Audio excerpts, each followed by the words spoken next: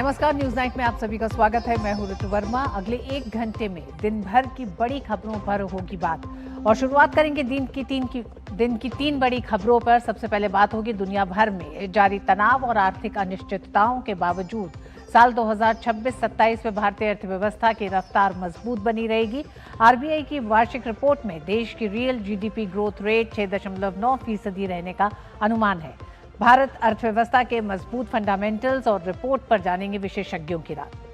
साथ ही बात करेंगे नीट मामले पर सुप्रीम कोर्ट की सख्त टिप्पणी हुई है। कहा है कि जब तक जिम्मेदारी तय नहीं होगी तब तक सच्चाई सामने नहीं आएगी। तो नीट मामले पर भी सुप्रीम कोर्ट ने और क्या कहा, इस पर भी होगी हमारी नजर।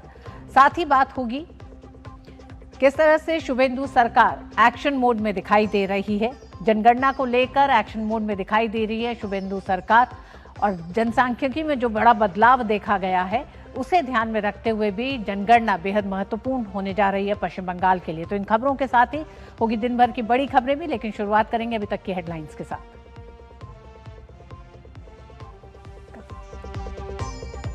आईएमएफ, वर्ल्ड बैंक और मूडीज ने भी भारतीय अर्थव्यवस्था की मजबूती का माना लोहा। मजबूत आर्थिक नीतियों के साथ भारत बनी सबसे मजबूत अर्थव्यवस्था। 2026-27 के लिए वृद्धि दर 6.5% रहने का अनुमान।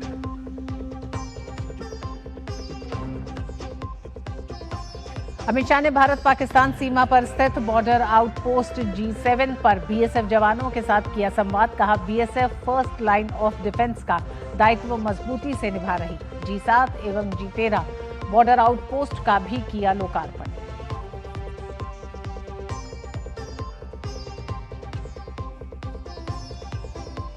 नीट परीक्षा लीक मामले में केंद्रीय शिक्षा मंत्री धर्मेंद्र प्रधान ने डीडी न्यूज से की खास बातचीत। कहा, गुणवत्ता और पारदर्शिता सरकार की प्राथमिकता। सियासी दलों से की छात्रों को कंफ्यूज न करने की अपील।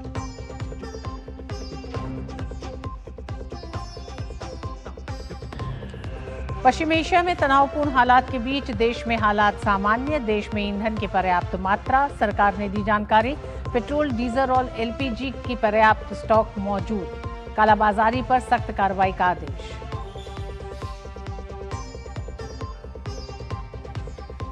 ईरान अमेरिका के बीच 60 दिनों के सीजफायर पर सहमति की खबर। ट्रंप की अंतिम मंजूरी का इंतजार।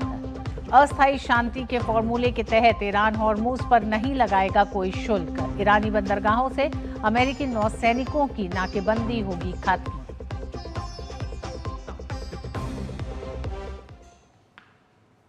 वैश्विक चुनौतियों में भारत की अर्थव्यवस्था की मजबूत स्थिति से शुरुआत करेंगे। रिजर्व बैंक ऑफ इंडिया ने शुक्रवार को अपनी साल 2025-26 की वार्षिक रिपोर्ट जारी की है। रिपोर्ट के मुताबिक दुनिया भर में जारी तनाव और आर्थिक अनिश्चितताओं के बावजूद साल 2026-27 में भारतीय अर्थव्यवस्था की रफ्तार मजबूत बनी रहेगी। इस दौरान देश की रियल जीडीपी ग्रोथ रेट 6.9% रहने का अनुमान लगाया है। देश में स्थिर पॉलिसी माहौल की वजह से भारतीय इकोनॉमी विपरीत वैश्विक परिस्थितियों का डटकर सामना करने में सक्षम है। जब पूरी दुनिया अनिश्चितताओं, भू राजनीतिक तनावों और मंदी की आशंकाओं से जूझ रही है, तब भारत अपनी मजबूत आर्थिक नीतियों के चलते दुनिया के लिए विकास का नया केंद्र बनकर उभरा है। भारतीय रिजर्व बैंक की ताजा वार्षिक रिपोर्ट ने देश की आर्थिक सेहत की तस्वीर को और चमकदार बना दिया है। ऊंची ऊर्जा कीमतों, वैश्विक बाजारों की अस्थिरता और पश्चिम एशिया में चल रहे संघर्ष के बावजूद भारत की विकास दर मजबूत बनी हुई है। आरबीआई के अनुसार वर्ष 2025-26 में भारत 7.6% की वृद्धि दर के साथ दुनिया की सबसे तेजी से बढ़ती प्रमुख अर्थव्यवस्था रहा। मजबूत घरेलू मांग, निरंतर निवेश, सरकार के पूंजीगत व्यय पर जोर और बैंकिंग कॉरपोरेट क्षेत्र की स्वस्थ वित्तीय स्थिति ने इस उपलब्धि को संभव बनाया। भारतीय अर्थव्यवस्था की मजबूती का लोहा वैश्विक संस्थाओं ने भी माना है। वर्ल्ड इकोनॉमिक फोरम की नई रिपोर्ट में प्रमुख अर्थशास्त्रियों ने वैश्विक आर्थिक विकास में मंदी की आशंका जताई है। लगभग 10 में से 9 अर्थशास्त्री मानते हैं कि 2026 में वैश्विक वृद्धि धीमी रहेगी, लेकिन इसी रिपोर्ट में भारत के आंकड़े चौंकाने वाले हैं। WEF की रिपोर्ट में कहा गया है कि 2026-27 में भारतीय अर्थव्यवस्था 6.5% की वृद्धि दर्ज कर सकती है। वर्ल्ड इकोनॉमिक फोरम ने भारत सरकार द्वारा व्यापार नीतियों को अधिक लचीला बनाने बुनियादी ढांचे, प्रौद्योगिकी और घरेलू उत्पादन क्षमता बढ़ाने के कदमों की सराहना की। साथ ही ये भी कहा कि भारत का बाजार उसकी सबसे बड़ी ताकत है, जो आर्थिक वृद्धि की संभावनाओं को मजबूत बनाता है। IMF, वर्ल्ड बैंक और मूडीज ने भी भारतीय अर्थव्यवस्था की मजबूती का लोहा माना है। IMF ने भी अपनी वर्ल्ड इकोनॉमिक आउटलुक की रिपोर्ट में भारत के मजबूत घरेलू बुनियादी ढांचे और मांग को देखते हुए 2026-27 के लिए GDP ग्रोथ अनुमान को 6.5% कर दिया है। विश्व बैंक ने भी भारत के लिए वित्तीय वर्ष 2026-27 के लिए 6.6% के आसपास विकास दर का अनुमान लगाया है। वहीं रेटिंग एजेंसी मूडीज ने वर्ष 2026-27 के लिए भारत की आर्थिक वृद्धि दर का अनुमान 6% लगाया है। वैश्विक पटल पर भारत की इस आर्थिक मजबूती के पीछे प्रधानमंत्री नरेंद्र मोदी के नेतृत्व वाली सरकार की दूरदर्शी और सुधारवादी नीतियों का मजबूत हाथ है। पूंजीगत व्यय पर फोकस, मेक इन इंडिया और PLI स्कीम्स को प्रोत्साहन, वित्तीय क्षेत्र में सुधार, डिजिटल क्रांति, कृषि सुधार और मुद्रास्फीति नियंत्रण की प्रभावी नीतियों ने न केवल आर्थिक स्थिरता सुनिश्चित की, बल्कि युवाओं के लिए रोजगार के अवसर बढ़ाए, स्टार्टअप इकोसिस्टम को बढ़ावा दिया और गरीबी उन्मूलन में तेजी लाई गई। ऐसे में जहां दुनिया मंदी की चर्चा कर रही है, वहां भारत विकास की नई ऊंचाइयों को छू रहा है। ये कोई संयोग नहीं, बल्कि मोदी सरकार की सुधारवादी, राष्ट्रवादी और समावेशी आर्थिक नीतियों का परिणाम है। Bureau report, DD news. RBI ने अपनी वार्षिक रिपोर्ट जारी की, जो भारत की अर्थव्यवस्था की मौजूदा बेहतर सेहत के संकेत दे रही है, लेकिन कुछ चुनौतियों की ओर भी इशारा कर रही है। और इसी पर है आज हमारा विशेष। वैश्विक संकट के बावजूद भारत की रफ्तार मजबूत। हमारे साथ विशेष मेहमान प्रोफेसर अश्विनी महाजन, आर्थिक विश्लेषक, इस पूरी रिपोर्ट के तमाम पहलुओं पर बात करने के लिए हमारे साथ जुड़ गए हैं। प्रोफेसर अश्विनी, सबसे पहले तो यही जानना चाहेंगे, कितनी बड़ी राहत की खबर मौजूदा वैश्विक चुनौती के बीच में भारतीय अर्थव्यवस्था के लिए ये रिपोर्ट है? देखिए कि दुनिया भर में जिस प्रकार से अनिश्चितता बनी हुई है, तो स्वाभाविक तौर पर भारत में भी चिंताएं बनी रहती हैं, और खास तौर पर कुछ हलकों में तो कुछ ज़्यादा ही चिंता होती है। लेकिन अभी जो ये रिपोर्ट्स आ रही हैं, चाहे वो IMF की हो, मूडी की हो या वर्ल्ड इकोनॉमिक फोरम की हो, सभी इस बात की तरफ इंगित कर रही हैं कि अर्थव्यवस्था बाकी अर्थव्यवस्थाएं जैसी भी चल रही हो और दुनिया में जो जैसी भी मंदी का माहौल बना हो, क्योंकि बात ठीक है कि दुनिया में तो मंदी की निश्चितता बनी हुई है कि भाई अब तो मंदी आने ही वाली है, लेकिन चूंकि भारत की अपनी एक बहुत बड़ी मार्केट है, और उस मार्केट के बलबूते और इससे पूर्व जो भारत सरकार की तरफ से जो नीतियां अपनाई गई, खास तौर पर मैं यहाँ पर इंगित करना चाहूंगा कि जो हमारा फिस्कल डेफिसिट है उसको कंट्रोल रखा गया है। चूंकि फिस्कल डेफिसिट कंट्रोल में था, तो हम बहुत आसानी से अपने लोगों को राहत दे सके। जब दुनिया में पेट्रोल डीजल की कीमत 70, 80, 90% तक बढ़ रही थी, भारत में पेट्रोल डीजल की कीमत स्थिर थी और अभी भी मात्र कुछ प्रतिशत तक ही इसको बढ़ाया गया है। तो एक वास्तव में एक बहुत बड़ा ये अचीवमेंट है भारत के लिए। और चूंकि हम मुद्रास्फीति को काबू में रखे हुए हैं, इसलिए ग्रोथ की संभावनाएं भी ज्यादा बढ़ जाती। जी प्रोफेसर अश्विनी, ग्रोथ इंजन्स की अगर हम बात करें, और क्योंकि लगातार सकारात्मक अर्थव्यवस्था जो दिख रही है, मजबूत अर्थव्यवस्था, इसको आगे तक ले जाने के लिए इसी रिदम में ये चलती रहे, इसके सामने कुछ बड़ी चुनौतियां भी हैं, उस पर भी बात करेंगे। लेकिन जिस तरह से घरेलू मांग लगातार बढ़ रही है, ये एक बढ़िया संकेत है। कैपिटल एक्सपेंडिचर जो है सरकार की तरफ से, वो एक बड़ा एक तरह से ग्रोथ इंजन के तौर पर देखा जा रहा है इस पूरी अर्थव्यवस्था के लिए। आप इस पूरी रिपोर्ट में उन पहलुओं पर अगर आप बात करें कि वो कौन से बड़े वो क्षेत्र हैं जिसकी वजह से अर्थव्यवस्था मजबूत बनी हुई है और ये निरंतरता आगे भी जारी रहेगी। देखिए, मैंने जैसे कहा कि मुद्रास्फीति पर जो नियंत्रण है वो बहुत बड़ी बात है। इसके साथ ही साथ जो लंबे समय से हमने इंफ्रास्ट्रक्चर पर ध्यान दिया है, क्योंकि भारत जैसी अर्थव्यवस्थाओं के लिए जो लॉजिस्टिक कॉस्ट है वो एक बहुत बड़ी बाधा बनी हुई थी हमारे अंतर्राष्ट्रीय प्रतिस्पर्धा के संदर्भ में। लेकिन ये लॉजिस्टिक कॉस्ट को धीरे धीरे कम किया गया है। एक तरफ से इंफ्रास्ट्रक्चर, जो फिजिकल इंफ्रास्ट्रक्चर है, इसके अलावा डिजिटल पब्लिक इंफ्रास्ट्रक्चर भी हमारे लॉजिस्टिक कॉस्ट को कम कर रहा है और साथ ही साथ हमारे जो उद्योग धंधे हैं उनके लिए खास तौर पर जो पेमेंट सिस्टम है उसकी वजह से भी हमारी लॉजिस्टिक कॉस्ट कम हो रही है, क्योंकि यूपीआई के कारण, दूसरे कारणों से। और इसके साथ ही साथ जैसे कि हम देख पा रहे हैं कि दुनिया में अनिश्चितता बनी हुई है। हालांकि कुछ हद तक भारत सरकार ने इस जो महंगाई को अपने बजट में समाया है ताकि लोगों तक यह इसका असर न पड़े, तो उसका एक बड़ा पॉजिटिव प्रभाव पड़ा है हमारी अर्थव्यवस्था पर कि जब दुनिया भर में इस प्रकार की स्थितियां बनी हो। जी, हमारे साथ डॉक्टर अमित कपूर भी अर्थशास्त्री जुड़ गए हैं। डॉक्टर अमित कपूर, आपसे पहला एक तो रिएक्शन चाहूंगी इस पूरी रिपोर्ट पे, और रिपोर्ट में वो कौन से फैक्टर्स हैं जो आपको लगता है कि आने वाले समय में इस वैश्विक मंदी से मुश्किल समय सभी अर्थव्यवस्थाएं देखने जा रही हैं, तो भारत की मजबूती बनी रहे, वो कौन से फैक्टर्स इस रिपोर्ट में दिखाई देते हैं?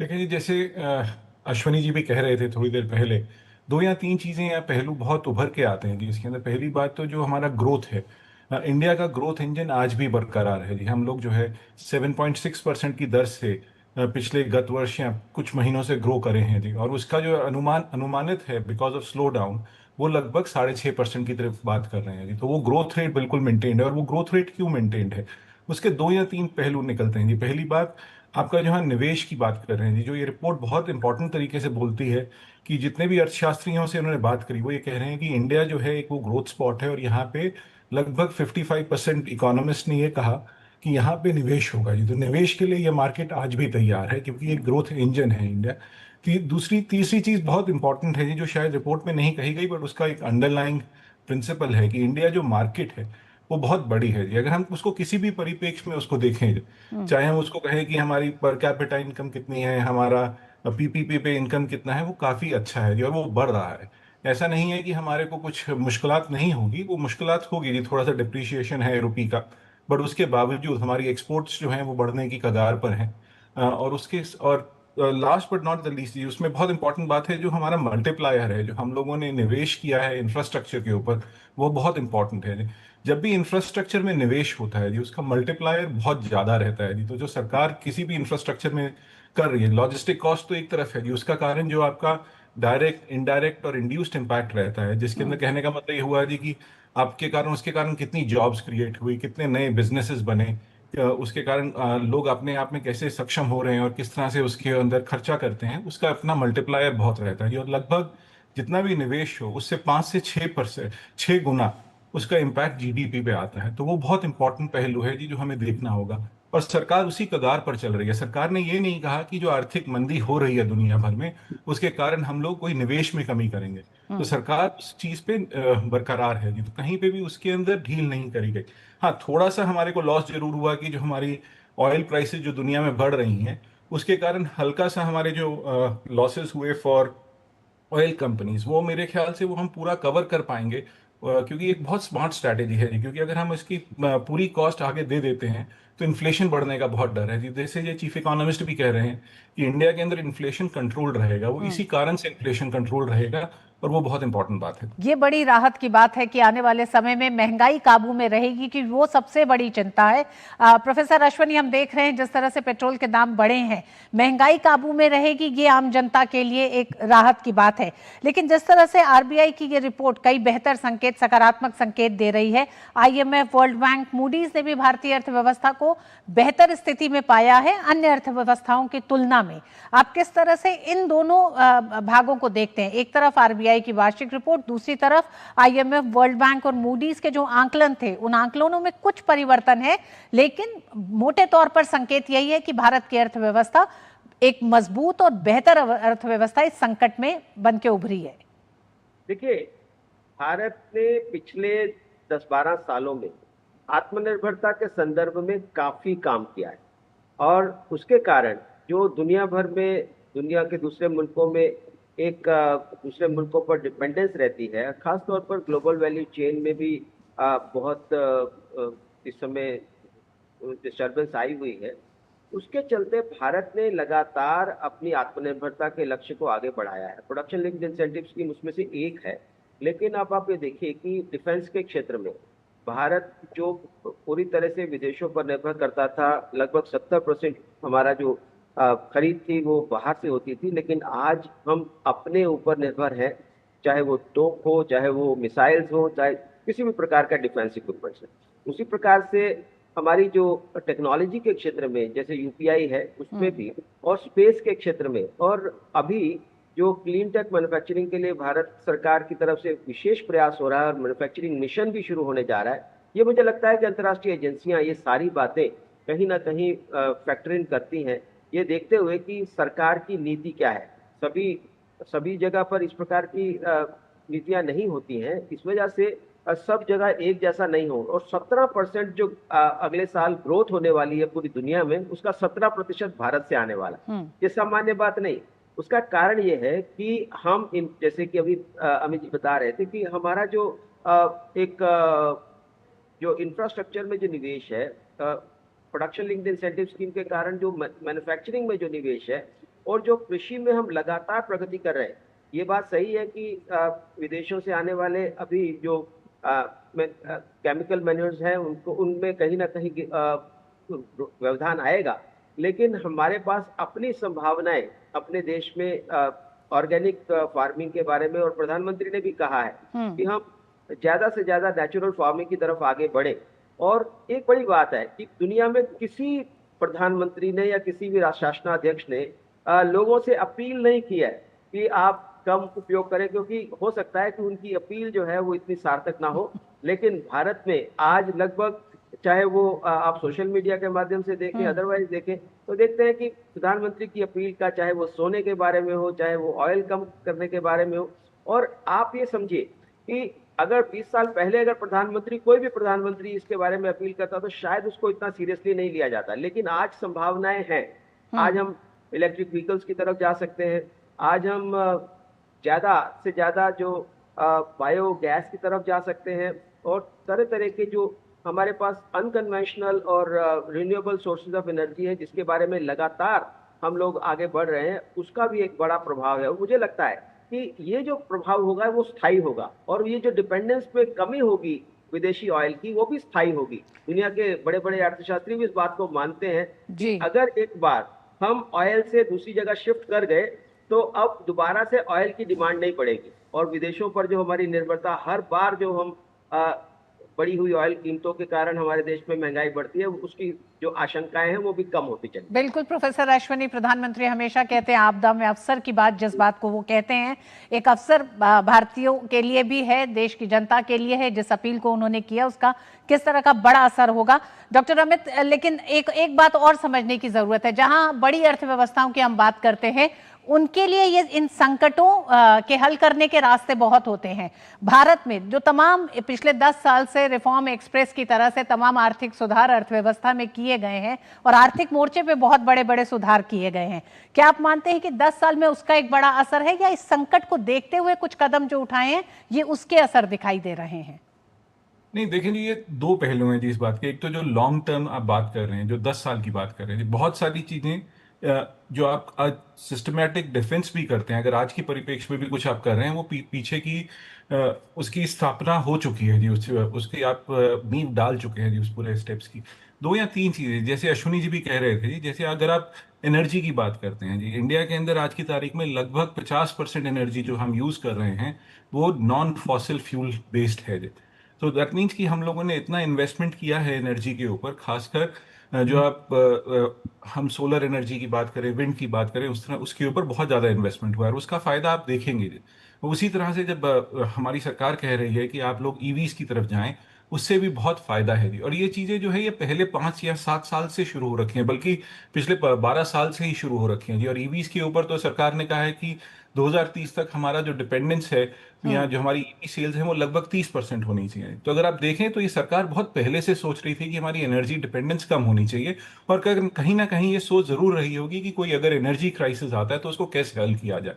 हाँ, अभी शॉर्ट टर्म में ये जरूर कहूंगा कि उन्होंने एक स्टेप लिया है कि जो ऑयल की प्राइसेस है वो आम नागरिक के ऊपर ना पड़े। वो चीजें तो करनी ही पड़ेंगी जी, जब भी कोई आपदा आएगी उसके ऊपर आपको उस वक्त के लिए इमीडिएट स्टेप्स लेने पड़ेंगे। बट जो उन्होंने जो लॉन्ग टर्म किया वो बहुत इंपॉर्टेंट है जी। दूसरी चीज, अगर आप देखें, जैसे अगर आप यूपीआई की बात करते हैं, बैंकिंग परफॉर्मेंस की बात करते हैं, आज की तारीख में जो बैंकिंग परफॉर्मेंस है उसकी कोई बात नहीं कर रहा जी, बट एक इंपॉर्टेंट पार्ट ये है कि जो हमारे नॉन परफॉर्मिंग लोन्स थे वो लोग लगभग 8% थे 2020 में, और आज की तारीख में वो लगभग 1.5% हैं।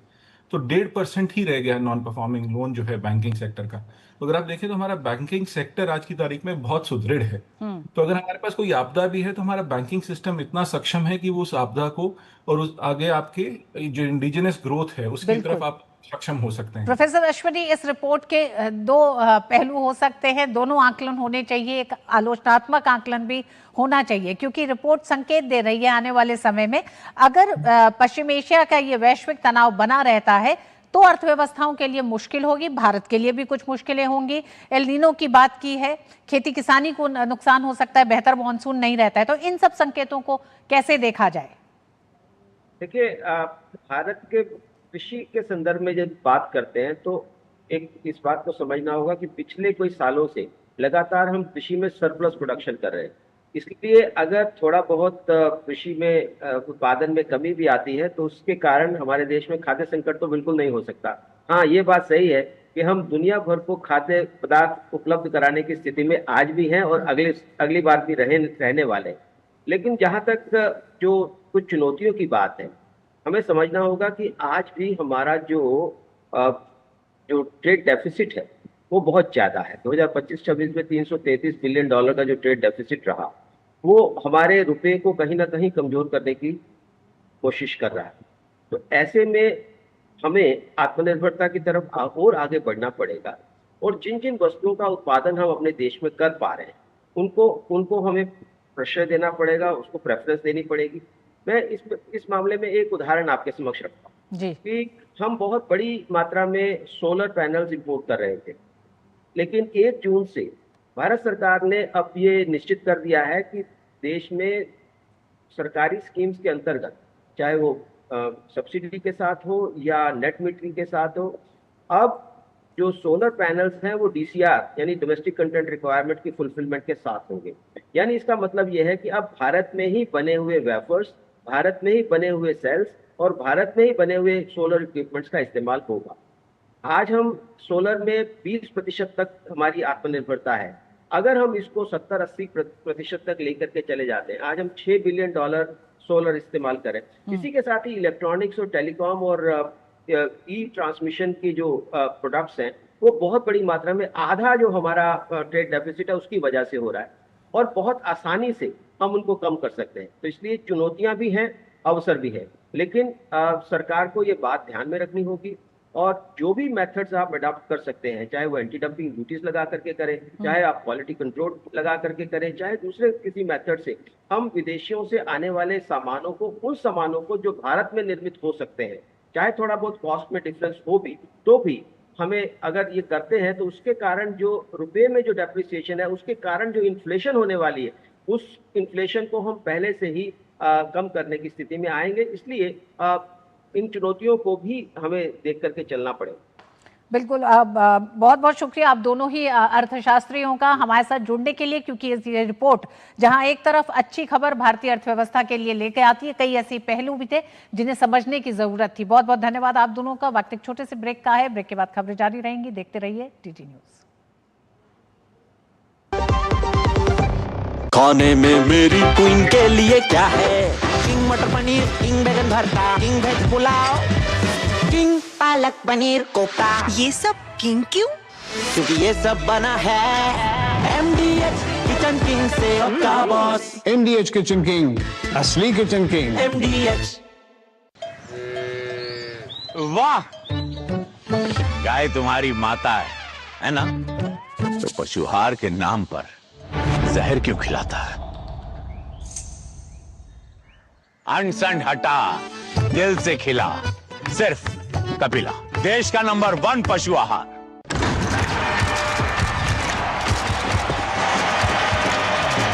क्रिकेट हो या म्यूचुअल फंड्स, सही फोकस है सबसे जरूरी। आप खुश हैं कि नहीं? मार्केट ट्रेंड के बाद शोर को म्यूट करके अपने इन्वेस्टमेंट्स में डटे रहने में ही समझदारी है, क्योंकि म्यूचुअल फंड्स सही है। म्यूचुअल फंड निवेश बाजार जोखिमों के अधीन है। योजना से जुड़े सभी दस्तावेजों को ध्यान से पढ़ें। मेरी पसंद मेरी पसंद। मेरी पसंद। मेरी पसंद। हमारी पसंद। हम सबकी पसंद। मजबूत देश का मजबूत सरिया हो गया स्टील। गोल्डी छोले मसाले, जहाँ जाए रिश्ते बनाए। गोल्डी लाए हैं फ्रेश लॉक टेक्नोलॉजी, जो रखे मसालों को हर समय फ्रेश। केंद्रीय शिक्षा मंत्री धर्मेंद्र प्रधान ने डीडी न्यूज से खास बातचीत में छात्रों के हर सवाल का जवाब दिया। उन्होंने छात्रों से अफवाहों पर ध्यान न देने को कहा। छात्रों को आश्वस्त करना चाहते हैं कि जो गलती हुई है, हमारी ट्रस्ट को ब्रीच किया गया है। जो रक्षक था वही भक्षक हुआ। जो शिक्षक को हमने जिम्मेवारी दिया था क्वेश्चन बनाने के लिए, उन्होंने ही कॉम्प्रोमाइज़ हुआ है। उन्हीं के कारण ये अव्यवस्था शुरू हुई है। हमने एक कठोर निर्णय किया कि हमने एक भी सही विद्यार्थी के हक को परीक्षा माफियाओं की हाथ में सौंपना नहीं चाहते थे, उनके षड्यंत्र के शिकार नहीं होना चाहते थे। हमने इसीलिए गुणवत्ता और पारदर्शिता के लिए, क्वालिटी और ट्रांसपेरेंसी के लिए हमने कठोर निर्णय लिया है। हम बच्चों की मानसिक स्थिति को सम्मान करते हैं, उनको संभालना चाहते हैं और हमको एक एरर फ्री एग्जामिनेशन देने का पूरा हमारी प्रयास है। केंद्रीय शिक्षा मंत्री ने कहा कि नीट यूजी की पुनः परीक्षा को लेकर पुख्ता तैयारी की जा रही है। माननीय प्रधानमंत्री जी से लेके नीचे इकाई तक हम सब लोग एकजुट होकर, हमारी एक डेमोक्रेसी में accountability is Paramount, accountability is उत्तरदायित्व सर्वोपरि है। लेकिन परीक्षा प्रोसेस को फिर एक बार रीट्रैक में लाने के लिए प्रश्न पत्र की तैयारी, छपाई, उसको सुचारू रूप पे परीक्षा केंद्र तक पहुंचाना, परीक्षा सुचारू रूप पे हो जाना, फिर उसको प्रश्न पत्र को लौटा के दिल्ली तक ले आना, ये जो पूरा चेन ऑफ कमांड है, ये एक रोबस्ट स्ट्रक्चर कमांड है। इसमें कोई भी ब्रीच हो, ये कंप्रोमाइज ना हो, इसके हमारी दायित्व बनती है। शिक्षा मंत्री धर्मेंद्र प्रधान ने कहा कि नीट यूजी के पेपर को सुरक्षित तरीके से परीक्षा केंद्रों तक पहुंचाने के लिए वायुसेना का सहयोग भी लिया जाएगा। हमने कल रक्षा मंत्री जी को मिलकर, हम और हमारे सहयोगी जो इस काम को, पोस्टल डिपार्टमेंट इस कोरियर के काम को करता है, रक्षा मंत्री जी के साथ हम दोनों गए थे, ज्योतिरादित्य जी और हम, कि इस बार की जो ट्रांसपोर्टेशन की दायित्व एयरफोर्स करना चाहिए। ये होता था नॉर्मल रूट में, कहीं जगह पे नॉर्मल एविएशन पे होता था, एविएशन रूट पे होता था, कई जगह पे बाय ऑन रोड होता था।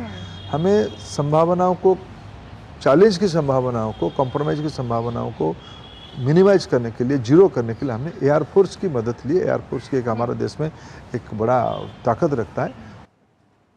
तो वहीं नीट पेपर लीक मामले पर सुप्रीम कोर्ट में सुनवाई हुई। सुनवाई के दौरान सुप्रीम कोर्ट ने कड़ी टिप्पणी करते हुए कहा कि जब तक जिम्मेदारी तय नहीं होगी तब तक सच्चाई सामने नहीं आएगी।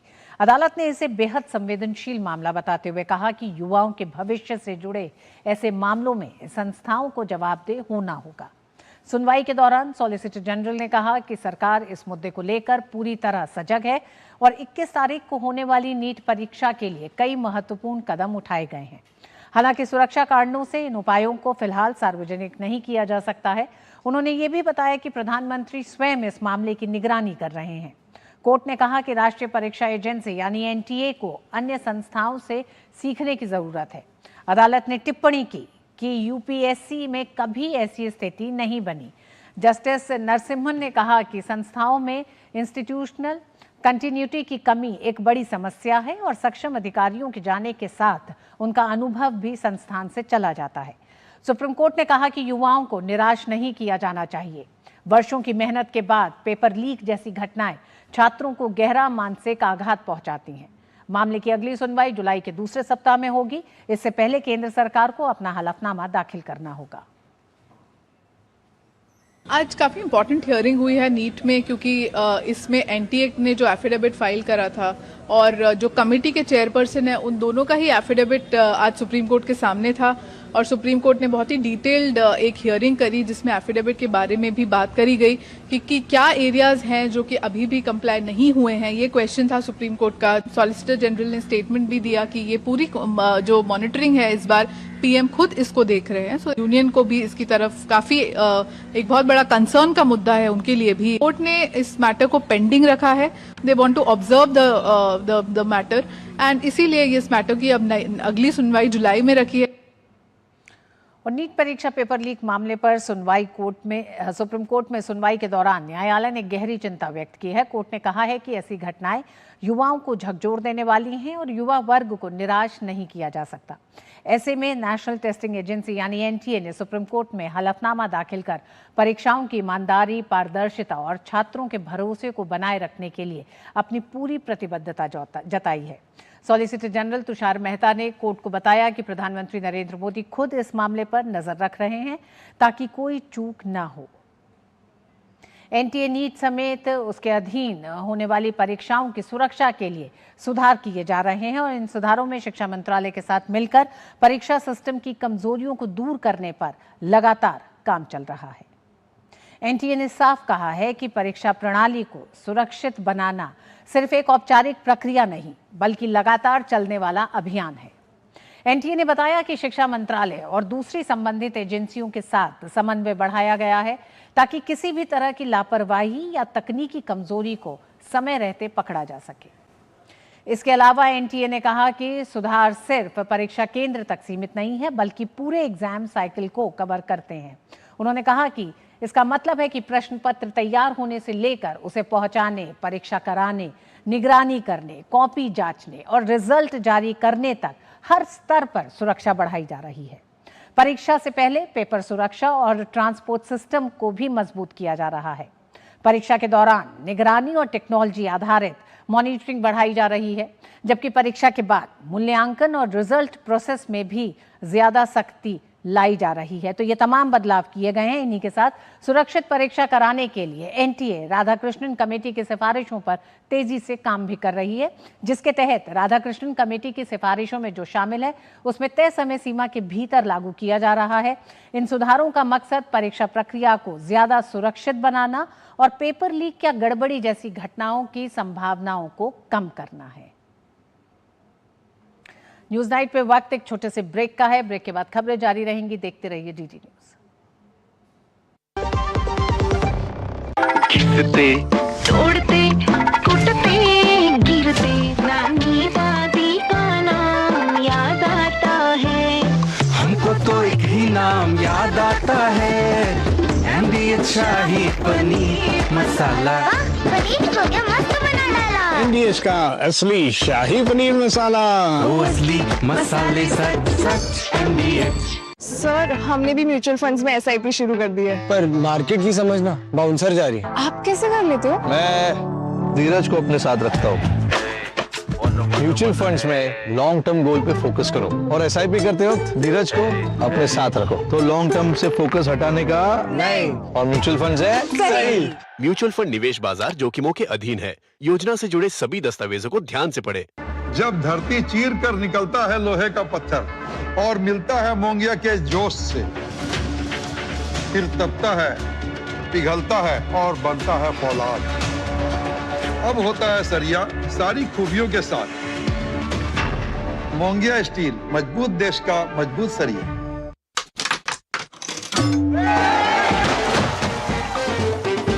बस 2000 इधर स्कोर करेगा तो इतना इनाम जीतेगा, और पैसा बाजार पर क्रेडिट स्कोर देखेगा तो 1 लाख तक जीतेगा। पैसा बाजार क्रेडिट प्रीमियर, क्रेडिट स्कोर देखो और 1 लाख तक जीतो। गोल्डी छोले मसाले, जहाँ जाए रिश्ते बनाए। गोल्डी लाए हैं फ्रेश लॉक टेक्नोलॉजी, जो रखे मसालों को हर समय फ्रेश। गृहमंत्री अमित शाह गुजरात के दौरे पर हैं। उन्होंने पाकिस्तान बॉर्डर के निकट G7 G13 बॉर्डर आउटपोस्ट का उद्घाटन किया। भारत पाकिस्तान बॉर्डर का दौरा करते समय केंद्रीय गृह मंत्री ने बीएसएफ के त्याग और बलिदान की सराहना की। उन्होंने कहा कि चट्टान की तरह खड़े बीएसएफ के प्रहरियों की कर्तव्य निष्ठा और समर्पण के कारण ही 140 करोड़ भारतीय अपने घरों में चैन की नींद सो पाते हैं। गृह मंत्री अमित शाह गुजरात के दौरे पर हैं। इस दौरान उन्होंने भुज में भारत पाकिस्तान सीमा पर स्थित बॉर्डर आउटपोस्ट G7 पर बीएसएफ जवानों के साथ संवाद किया। उन्होंने सीमा पर तैनात बहादुर सैनिकों के समर्पण और योगदान को सराहा। अमित शाह ने कहा कि BSF first line of defence का दायित्व मजबूती से निभा रही है और G7 और G13 सीमा चौकियां देश की इंजीनियरिंग का अद्भुत नमूना है, जिसके चलते दुर्गम क्षेत्र में बीएसएफ मजबूत सुरक्षा ढांचे की तरह खड़ा है। उन्होंने कहा कि सरकार चतुष्कोणीय सुरक्षा ग्रिड के नए मंत्र के साथ काम कर रही है, जिसके तहत जनता, सिविल प्रशासन, मिलिट्री और बीएसएफ साथ खड़े होंगे। सरकार के लिए अब सिर्फ बॉर्डर सुरक्षा ही नहीं, पूरी टेरिटोरियल सुरक्षा प्राथमिकता है। गृह मंत्री ने कहा कि वॉच टावर, कनेक्टिंग रोड, पीने का पानी, मेडिकल और मॉडर्न फेंसिंग सीमा सुरक्षा की तस्वीर बदल रही हैं। उन्होंने कहा कि कभी सुरक्षा की दृष्टि से संवेदनशील सरक्रीक और हरामी नाला अब अभेद्य हो चुके हैं और 2 साल में ये क्षेत्र हमेशा के लिए सुरक्षित होगा। अमित शाह ने कहा कि बीएसएफ के पराक्रम को जन जन तक पहुंचाने के लिए गुजरात में सेंटर बनाया गया है और बीएसएफ के कार्य क्षेत्र को और इलाकों से जोड़ने पर विचार जारी है। और सीमाओं में इतना बड़ा अंतर है कि बीएसएफ के जवान का रिटायर्ड होते होते -45 डिग्री से लेकर +45 डिग्री तक हर मुकाबले का सामना आपको करना पड़ता है। कश्मीर की बर्फीली चोटियों पर सुंदरवन के जंगलों के बीच में, गंगा सागर के किनारे से लेकर मेघालय और आसाम के पहाड़ी और वन क्षेत्रों तक बीएसएफ ने 6 दशकों में फर्स्ट लाइन ऑफ डिफेंस का अपना दायित्व बहुत अच्छे तरीके से उठाया भी है, निभाया भी है। गृह मंत्री ने भुज में सीमा सुरक्षा संबंधी बैठक भी की। वहीं उन्होंने भारत पाकिस्तान सीमा के निकट स्थित हरामी नाला क्षेत्र का जलयान के माध्यम से दौरा किया। इससे पहले गृह मंत्री ने भुज में भारत पाकिस्तान सीमा पर स्थित G7 बॉर्डर आउटपोस्ट पर बीएसएफ के वीर जवानों के साथ हाई टी भी ली। इस दौरान उन्होंने G7 बॉर्डर आउटपोस्ट पर नीम का पौधा भी लगाया। Bureau report, DD news. और न्यूज नाइट में वक्त एक छोटे से ब्रेक का। चमकी चाट से क्या बना है? आलू चाट या फ्रूट चाट, स्वाद बनाए चमकी चाट। स्वादिष्ट पकोड़े और बरसात, हर चमकी चाट है इसकी जान। चमकी चाट है इसकी जान, हर जुबान पे ये छाया। अब बताओ, स्वाद आया? आया। असली स्वाद सिर्फ चंकी चाट। मसाले सच सच, अमृत अमृत।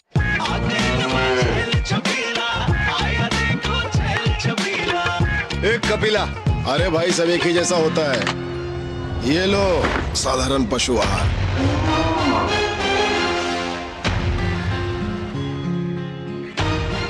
इस देश की हर माँ, बच्चे, बूढ़े, जवान, खिलाड़ी, डॉक्टर, इंजीनियर, सबको गाय भैंस की दूध की शक्ति पर भरोसा है। पर जब इन पशुओं को कपिला पशु आहार मिलेगा, तभी तो दूध सिर्फ ज्यादा ही नहीं, शक्ति से भरपूर भी होगा। और ये सच जानते हुए चंद पैसों के लिए तुम देश का भरोसा तोड़ दो। कपिला पशु आहार, देश का नंबर 1 पशु आहार। लोन मिलेगा या नहीं, ये आपके क्रेडिट स्कोर पर डिपेंड करता है। इसलिए आज ही पैसाबाजार.com पर अपना क्रेडिट स्कोर चेक करें फ्री में, वो भी 4 क्रेडिट ब्यूरो से। लोन की जरूरत पड़ेगी तो काम आएगा। मेरी पसंद, मेरी पसंद, मेरी पसंद, मेरी पसंद, हमारी पसंद, हम सबकी पसंद। मजबूत देश का मजबूत सरिया हो गया स्टील। QR कोड स्कैन करो, 5000 का कैशबैक पाओ। वाह, दिल बन गया।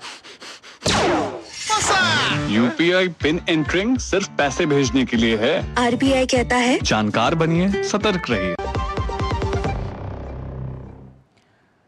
डीडी न्यूज के साथ पॉडकास्ट में सीडीएस अनिल चौहान ने ऑपरेशन सिंदूर पर बात करते हुए बताया कि कैसे और किसकी मदद से सेना ने दुश्मन पर हमले किए और उस 88 घंटे में पाकिस्तान के आतंकी अड्डों को कैसे नेस्तनाबूद किया।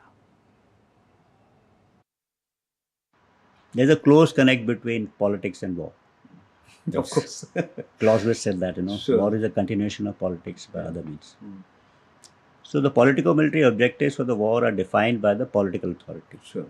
And they couldn't have a greater clarity in what the government wanted to achieve, and they told us quite decisively. So there was absolute clarity, freedom of action to do this.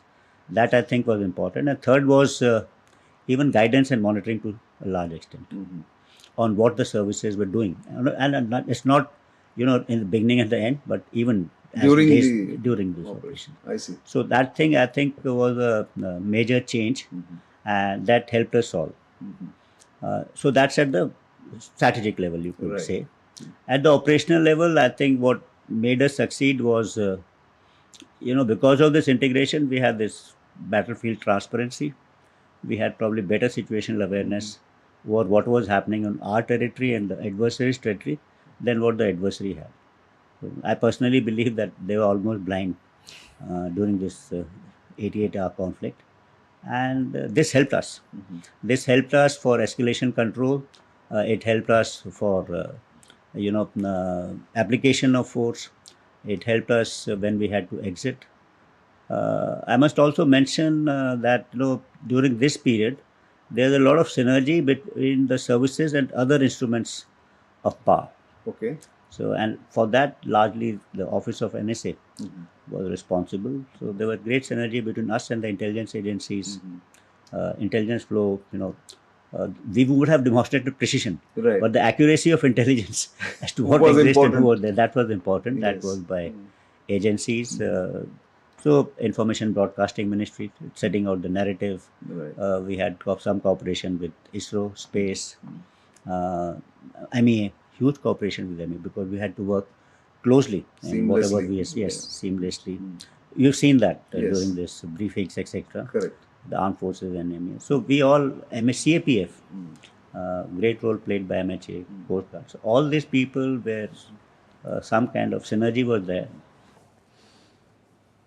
तो DD news के साथ podcast में CDS general Anil Chauhan ने विस्तार से बात की कि किस तरह से ऑपरेशन सिंदूर में भारतीय सेना की ताकत ने पाकिस्तान में आतंकी ठिकानों को नष्ट किया था। वक्त एक छोटे से ब्रेक का है।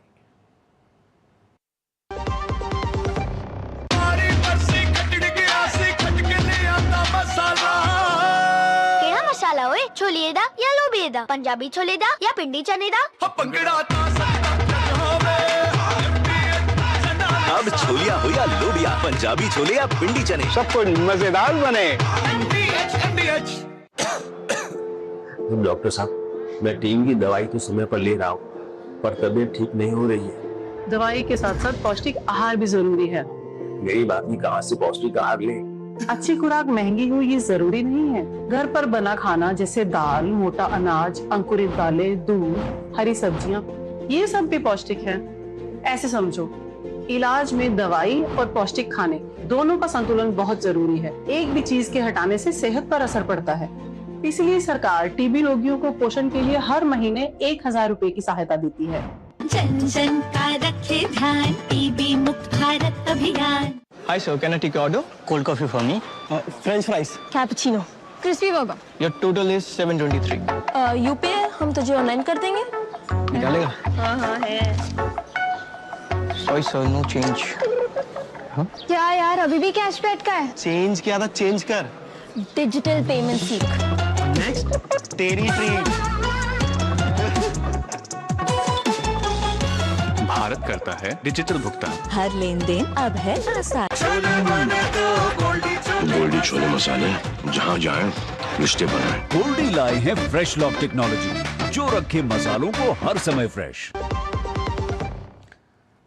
भोपाल के चर्चित ट्विशा शर्मा मौत के मामले में पूर्व जिला जज गिरिबाला सिंह की गिरफ्तारी के बाद सीबीआई जांच तेज हो गई है। अब जांच एजेंसी मां बेटे को सामने बैठाकर पूछताछ करने की तैयारी में है।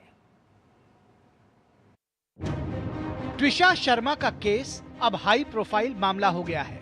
आज ट्विशा की सास गिरिबाला सिंह और पति समर्थ को मध्य प्रदेश के भोपाल स्थित विशेष सीबीआई अदालत में पेश किया गया, जहां ट्विशा शर्मा की सास गिरिबाला और उनके पति समर्थ को 5 दिन की सीबीआई रिमांड मिली है। दोनों को 2 जून तक सीबीआई रिमांड पर भेजा गया है। बता दें कि दरअसल गुरुवार को सीबीआई की टीम गिरिबाला के घर पहुंची थी और कई घंटों तक उनसे पूछताछ की थी। लंबी पूछताछ के बाद टीम ने गिरिबाला को गिरफ्तार कर लिया था। दोनों को 5 दिन के लिए सीबीआई ने रिमांड पे लिया है। 2 जून को 2 बजे तक के लिए सीबीआई रिमांड हुई है। अब इस बीच में सीबीआई अपना इन्वेस्टिगेशन दोनों से जारी रखेगी और इसके बाद यदि आवश्यकता उनको पड़ती है तो वो और रिमांड लेंगे या फिर ये जो 2 तारीख को वो अपनी स्थिति बताएंगे कि उनके इन्वेस्टिगेशन में क्या हुआ। इस केस में शुरुआती दौर में सामने आई सीसीटीवी फुटेज ने जांच का रुख पूरी तरह बदल दिया और कई नए सवाल खड़े कर दिए। वीडियो में 12 मई की रात ट्विशा शर्मा को अपने ससुराल में सीढ़ियों से छत की तरफ जाते हुए देखा गया, जबकि करीब 1 घंटे बाद उनके पति समर्थ और 3 अन्य लोग उन्हें नीचे लेकर आते हुए नजर आए। कैमरे में कैद ये पूरा घटनाक्रम जांच एजेंसियों के लिए अहम सबूत बन चुका है। पुलिस अब ये पता लगाने में जुटी है कि उस 1 घंटे के दौरान छत पर आखिर क्या हुआ था। इस हाई प्रोफाइल केस में घटना से पहले और बाद की सीसीटीवी फुटेज मिलना, ट्विशा के पति समर्थ का घटना के बाद फरार होना और बाद में सरेंडर करना, वहीं उसकी सास गिरिबाला के कई विवादित और हैरान कर देने वाले बयान सामने आने से मामला लगातार सुर्खियों में बना हुआ है। अब इस केस में कानूनी कार्रवाई भी तेजी से आगे बढ़ रही है। मामला सीबीआई को सौंपे जाने के बाद निष्पक्ष जांच और पीड़ित परिवार को न्याय मिलने की उम्मीद बढ़ गई है। Bureau report, DD news. Paschim Bengal में जनगणना 2027 की प्रक्रिया 1 अगस्त से शुरू होकर अगले साल फरवरी के अंत तक चलेगी। शुभेंदु अधिकारी ने कहा है कि इस अभियान का राजनीति से कोई संबंध नहीं है और लोगों से इसमें सक्रिय भागीदारी की अपील की। पश्चिम बंगाल में बीजेपी की सरकार बनने के बाद से ही मुख्यमंत्री शुभेंदु अधिकारी ने केंद्र के निर्देश लागू करने की प्रक्रिया तेज कर दी है। सत्ता बदलते ही बंगाल में जनगणना पर सरकार एक्शन मोड में है। जिला प्रशासन, नगर पालिकाओं और विभागों को अलर्ट मोड पर रखा गया है। घर घर सर्वे और डिजिटल डेटा कलेक्शन की तैयारी शुरू हो चुकी है। सरकार का अब कर्मचारियों की ट्रेनिंग और डिजिटल इंफ्रास्ट्रक्चर पर जोर है। शुभेंदु का आरोप है कि तृणमूल सरकार ने राजनीतिक कारणों से जनगणना रोकी थी। वो विशेष करे जनगणना का डेटा बेहद महत्वपूर्ण है। हमारे राज्य की 600 किलोमीटर सीमा बांग्लादेश के साथ लगती है। पिछली सरकार ने बीएसएफ को जमीन नहीं दी, जिसके कारण जनसांख्यिकी में काफी बदलाव आया है। आप देख रहे हैं कि बांग्लादेश सीमा पर जिस तरह लोग वापस जाने के लिए कतार में खड़े हैं, वे भारतीय नहीं हैं। जनगणना में नाम दर्ज कराने के लिए जिन दस्तावेजों और जानकारियों की जरूरत होगी, वे लोग उन्हें उपलब्ध नहीं करा पाएंगे। इसलिए हमारे राज्य के लिए जनगणना बहुत महत्वपूर्ण है। जब हमें अंतिम जनगणना डेटा मिलेगा, यह जन कल्याणकारी कार्यों में भी उपयोगी साबित होगा। जहां एक और पश्चिम बंगाल में अवैध बांग्लादेशियों के खिलाफ कार्रवाई जारी है, वहीं विदेश मंत्रालय के मुताबिक भारत में अवैध रूप से रह रहे सभी विदेशी नागरिकों के साथ कानून के अनुसार ही कार्रवाई की जाएगी। In the case of Bangladesh, as I had informed you earlier, we have referred 2,680 cases or more than 2,680 cases to the Bangladeshi side for them to verify the nationality of those people that we have handed over the names of. Once this nationality verification is done, then we'll be in a position to deport these people, these nationals of Bangladesh. In many cases, I had told you earlier that these verification is pending for more than 5 years or so, and it is our expectation that we will receive an early response from Bangladesh on this particular issue. पश्चिम बंगाल में सत्ता परिवर्तन के साथ पूर्ववर्ती तृणमूल सरकार के घोटाले भी सामने आ रहे हैं। कोलकाता के बाघा जतिन से एक सनसनीखेज खबर सामने आई। तृणमूल कांग्रेस के बंद पड़े पार्टी कार्यालय का दरवाजा खुलते ही वहां से आग्नेयास्त्रों के लाइसेंस, जमीन के दस्तावेज, म्यूटेशन के कागजात और सरकारी तिरपाल बरामद हुए हैं। सूचना मिलते ही सर्वे पार्क थाने की पुलिस मौके पर पहुंच गई और मामले की जांच शुरू कर दी। हम भी देख रहे हैं, ताला खोलकर देख रहे हैं सब, माने तारण के जना बारिश होता जब जो जिनिस आसबाब पत्र रहता था वो अभी निकल बाहर आया। हम तो देख कर अवाक हो गया। अभी तो बहुत कुछ मिला है, जो नहीं मिलना चाहिए वो सब चीज उसमें मिला है। तो अभी तो पता नहीं, अभी तो पुलिस ने ताला चाबी लगा दिया, जो पुलिस अभी तदंत करेगा जो मिले।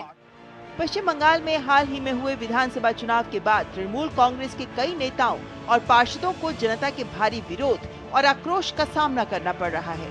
बीरभूम के दुबराजपुर में 6 नंबर वार्ड के टीएमसी पार्षद के करीबी धनंजय गड़ाई को स्थानीय लोगों के विरोध का सामना करना पड़ा।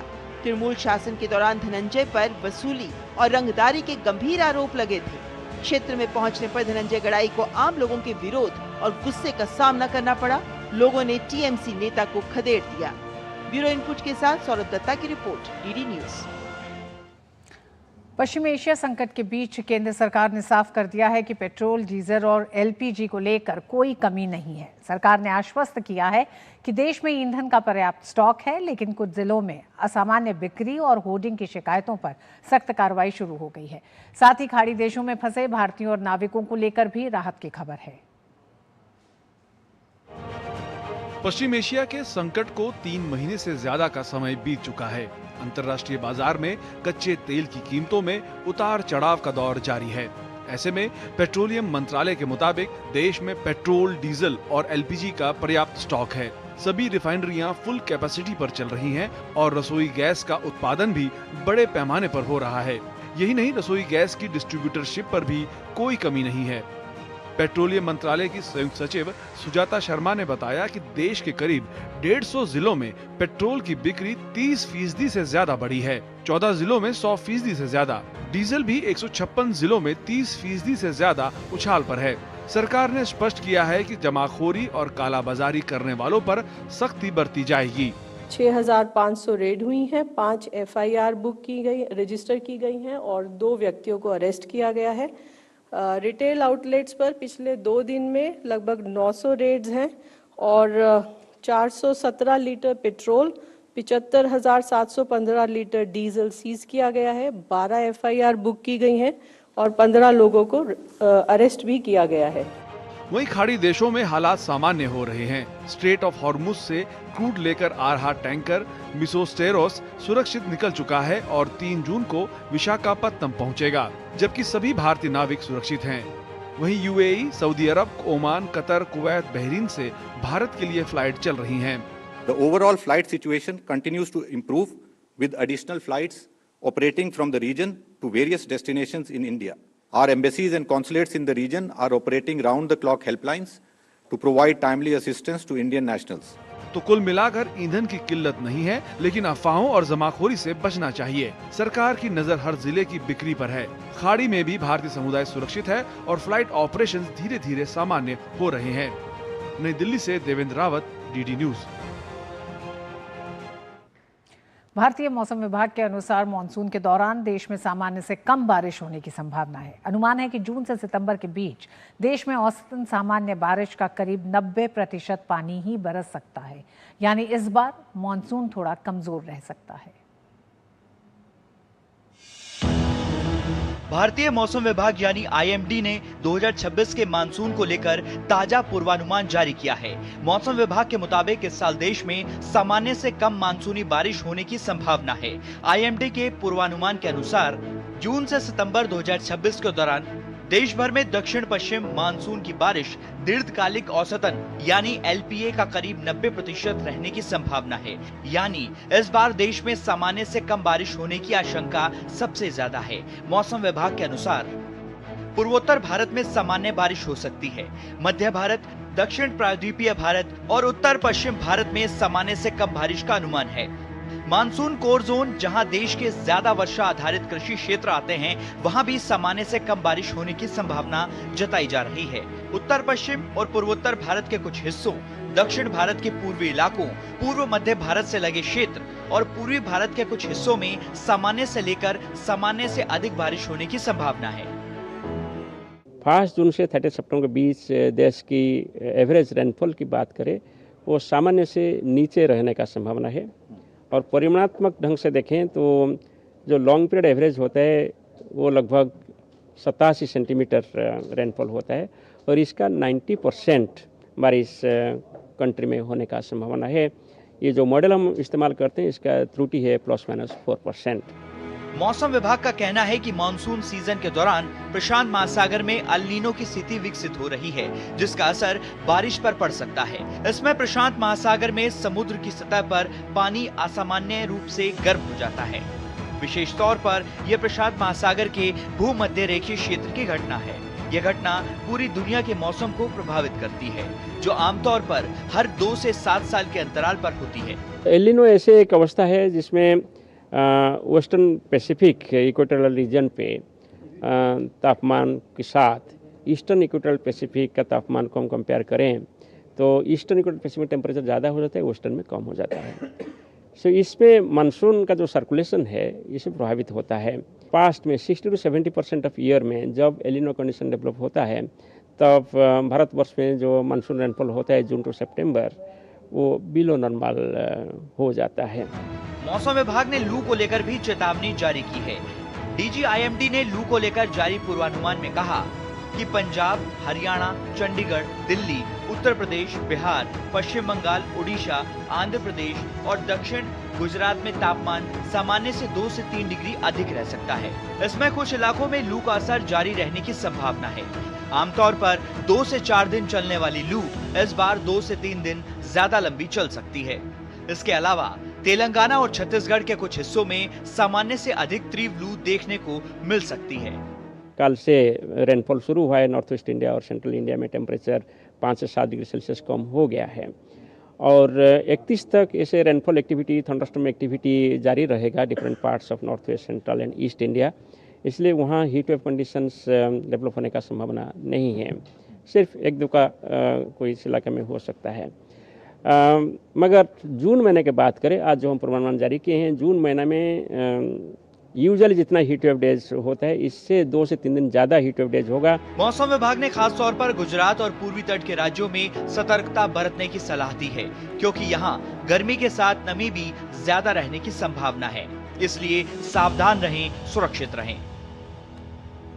देवांशु मल्होत्रा, दूरदर्शन समाचार, दिल्ली।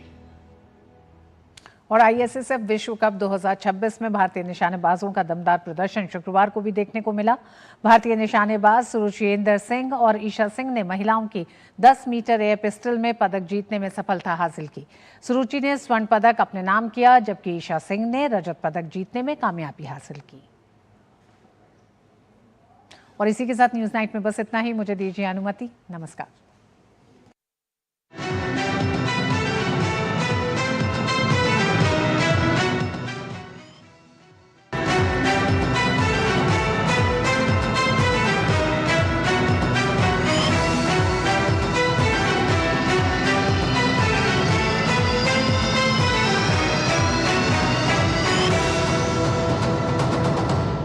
न्यूज नाइट के प्रायोजक थे गोल्डी मसाले, लाए हैं फ्रेश लॉक टेक्नोलॉजी।